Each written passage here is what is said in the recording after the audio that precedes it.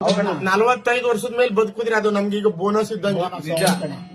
ಆಗಿನ ಕಾಲದಲ್ಲಿ 60 ವರ್ಷಕ್ಕೆ ಕರುಳು, 70 ವರ್ಷಕ್ಕೆ ಮರುಳು, 80 ವರ್ಷಕ್ಕೆ ಬಾಗು, 90 ವರ್ಷಕ್ಕೆ ತೂಗು, 100 ವರ್ಷಕ್ಕೆ ಸಾಗು ಅಂತೇಳಿ 100 ವರ್ಷ ಬದುಕ್ತಿದ್ರು. ನಿಜ. ಈಗ ಅವೆಲ್ಲ ಹೊಂಟಾಯ್ತು. ಹೌದು. 10 ವರ್ಷಕ್ಕೆ ಸೂಪರು, 20 ವರ್ಷಕ್ಕೆ ಪ್ರೆಷರು, 30 ವರ್ಷಕ್ಕೆ ಪವರು, 40 ವರ್ಷಕ್ಕೆ ಶುಗರು, 50 ವರ್ಷಕ್ಕೆಲ್ಲ ಡಮಾರ್. ಈಗ ಎಷ್ಟು ವರ್ಷ ಅಣ್ಣ ನಿಮ್ಗ? 35 ಬೇಕಾ? ಇನ್ನೊಂದ್ 10 ವರ್ಷ ಗ್ಯಾರಂಟಿ ಕೊಡ್ಬೋದು ನಿಂಗ.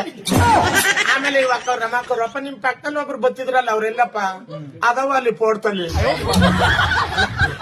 ಆಗಲ್ಲ ಅಲ್ಲಿ ಹೇಳಿದ್ದು ಅಂದ್ರೆ ಏನಪ್ಪಾ ಅಂದ್ರೆ ಈಗ ಅದೇನು ಅಂತಂದ್ರೆ ಹಿಂದಿನ ಕಾಲದಲ್ಲಿ ಯಾಕೆ ಆ ರೀತಿ ಅಷ್ಟು ವರ್ಷ ಬದುಕ್ತಿದ್ರು ಅಂದ್ರೆ ದೇಹಕ್ಕೆ ಶ್ರಮ ಕೊಡ್ತಿದ್ರು, ಅವ್ರು ಕೆಲಸ ಕೊಡ್ತಿದ್ರು, ದುಡಿತಿದ್ರು. ನಿಜ. ಚೆನ್ನಾಗಿ ಹೊಲದಲ್ಲಿ, ಗದ್ದೆಲಿ, ಹೌದು, ಜಮೀನಲ್ಲಿ ಹೌದು, ದುಡಿತಿದ್ರು. ಹೌದು. ದೇಹವನ್ನ ದಂಡಿಸ್ತಿದ್ರು. ನಿಜ. ದೇಹಕ್ಕೆ ಕೆಲಸ ಜಾಸ್ತಿ ಕೊಡ್ತಿದ್ರು, ನಿಜ. ಬುದ್ಧಿಗೆ ಕಮ್ಮಿ ಕೆಲಸ ಕೊಡ್ತಿದ್ರು. ಹೌದು. ಈಗ ಮನುಷ್ಯ ಬುದ್ಧಿಗೆ ಜಾಸ್ತಿ ಕೆಲಸ ಕೊಡ್ತಾನೆ, ಹೌದು, ದೇಹಕ್ಕೆ ಕೆಲಸ ಕಮ್ಮಿ ಕೊಡ್ತಾನಲ್ಲ. ನಿಜ.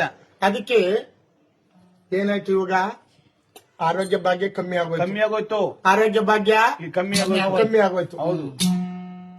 ಯೋಚನೆ ಮಾಡೋದು ಜಾಸ್ತಿ. ನಿಜ.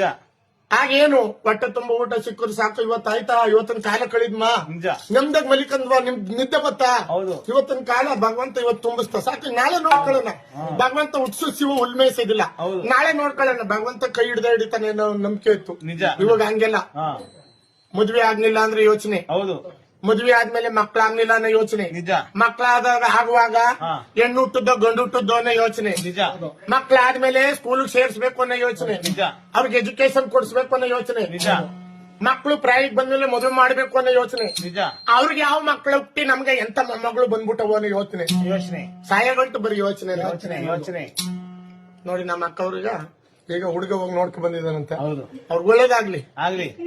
ಅಣ್ಣವ್ರು ಹೇಳಿದ್ರು ನಮ್ಮ ಅಕ್ಕವ್ರಿಗೆ ಹುಡುಗ ನೋಡ್ಕೊ ಹೋಗವನೆ, ಇವತ್ತು ಒಳ್ಳೆ ದಿನ, ನಿಜ, ತುಂಬಿದಂತ ಗುರುವಾರ, ನಿಜ, ಅವ್ರಿಗೆ ಒಳ್ಳೇದಾಗ್ಲಿ. ಆಗ್ಲಿ. ಎಲ್ಲಾದ್ರೂ ಹೌದು, ನಮ್ಮ ಹುಡುಗನ್ಗೆ ಒಂದ್ ಹುಡುಗಿ ನೋಡಿ ಅಂತಾರ ಹೊರತು ನಿಜ, ನಮ್ಮ ಹುಡುಗಿಗೆ ಒಂದ್ ಹುಡುಗನ್ ನೋಡಿ ಅಂತ ಯಾರು ಅನ್ನಲ್ಲ. ಯಾರು ಹೇಳದಿಲ್ಲ. ಹೆಣ್ಮಕ್ಳಿಗೆ ಅಷ್ಟೊಂದು ಡಿಮ್ಯಾಂಡ್ ವರದಕ್ಷಿಣೆ ಕೊಟ್ಬಿಟ್ಟು ಮದುವೆ ಮಾಡ್ಕೊತಿದ್ರು. ನಿಜ. ಈಗ ಕಾಲ ಬದಲಾಗಿದೆ, ಹೆಣ್ಣನ್ ಮನೆಯವ್ರಿಗೆ ದುಡ್ಡು ಕೊಟ್ಟು ಮದುವೆ ಮಾಡ್ಕೊಳ್ಳಂತ ಕಾಲ ಬರ್ತಾ ಇದೆ. ಹೌದು. ಏನು ಬೇಡಿ ನಮ್ಗೆ, ಏನು ಬೇಡಿ. ಹೌದು, ಆಗಂಗಂತಿದ್ರು. ನಿಜ. ಏನ್ ವರದಕ್ಷಿಣೆ ಕೊಡ್ಬೇಕಪ್ಪ? ಏನಪ್ಪ? ಅಯ್ಯೋ ನಮ್ಗೇನು ಬೇಡಿಪ್ಪ, ನಿಮ್ಮನೆಯಿಂದ ತಂದು ನಮ್ಮನೆ ಉದ್ಧಾರ ಆಗ್ಬೇಕೆ, ಎಲ್ಲ ನಿಮ್ ಮಗಳಿಗೆ ಹಾಕ್ಬಿಡಿ. ಓಹೋ, ಏನ್ ಹಾಕ್ಬೇಕು? 1/4 kg ಚಿನ್ನ. ಓಹೋ, 1/4 kg ಚಿನ್ನ. ಏನು ಗ್ರಾಮ 150 ಆಗೋದಲ್ಲ.